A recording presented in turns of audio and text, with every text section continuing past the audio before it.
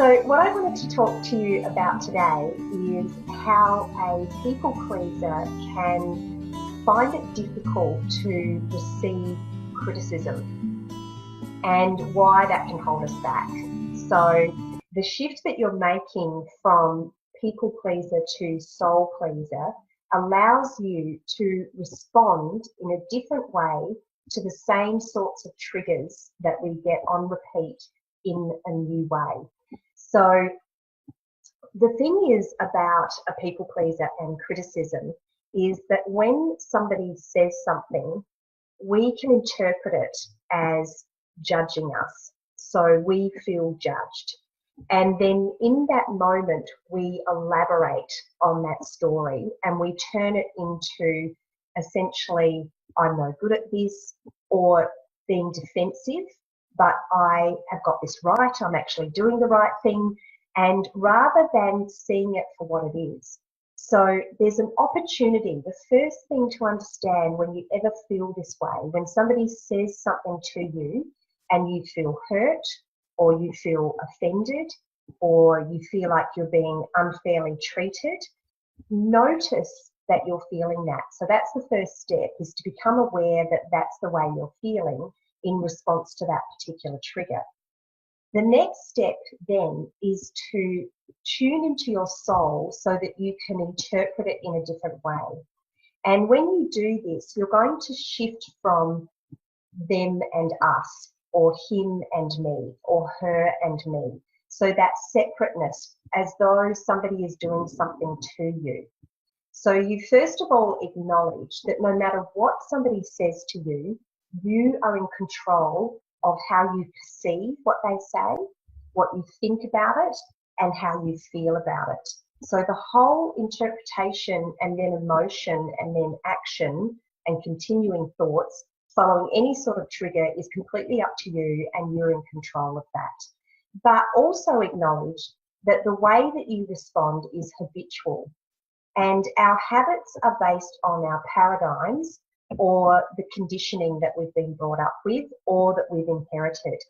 So as a people pleaser, we inherit a core belief that we're not good enough unless.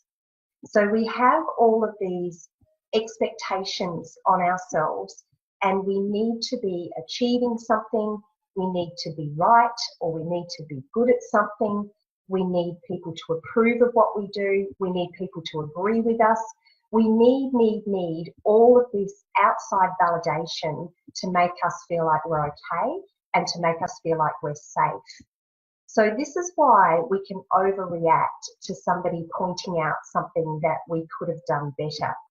So I always use the example of my cooking because it's never been a great interest of mine. And, you know, particularly when I was too busy and I was running 3 businesses, it was low on my priority to really focus on it. So really what I was doing was splitting my attention between perhaps doing a phone call while cooking dinner at the same time. So obviously my attention wasn't focused, and the reality was that I wasn't giving it my best because I was splitting my focus.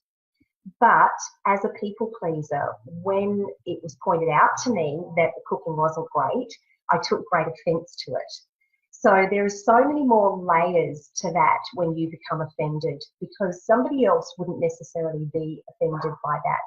They would either believe that they actually are a good cook and not care about the comment, or they would take that on board and accept the fact that yes, they could actually be more focused and put more effort into it. So I just want you to become more aware of this so that you can notice it when it happens, see it for what it is, and be grateful for the opportunity to look at things differently. So if somebody is saying something to you, what I want you to do is first of all, honour their opinion and say to yourself, everybody is entitled to their opinion and we can all have a different opinion. Secondly, I want you to ask yourself, is there any merit in their opinion? Could there be a better way that I could do this without beating myself up, without making myself wrong? So there's one way of looking at something that needs improvement, which is, this is great, I can get better at this. Another way of looking at it is, I'm not good enough, just because you're not doing something as well as you possibly could do it.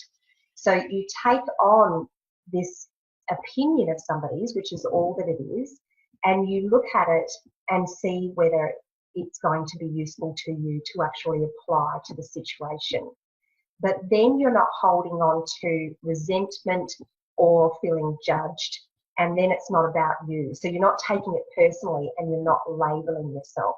So it's closely linked to, when we make a mistake, we can either say, well, that is a behaviour that I didn't do as well as I could have, and I can change that. I'm in control here, so I can do that same behaviour in a different way in the future.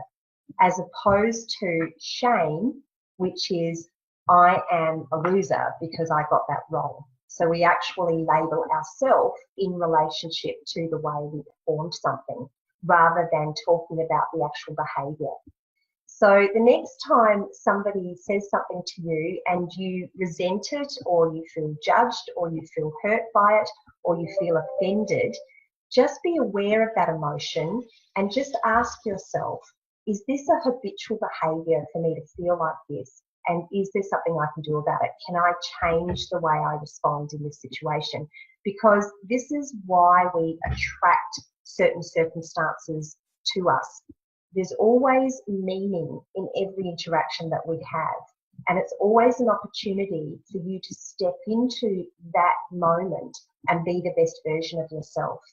But if you're going to be offended and you're going to just act out of habit, then you've missed that opportunity to grow.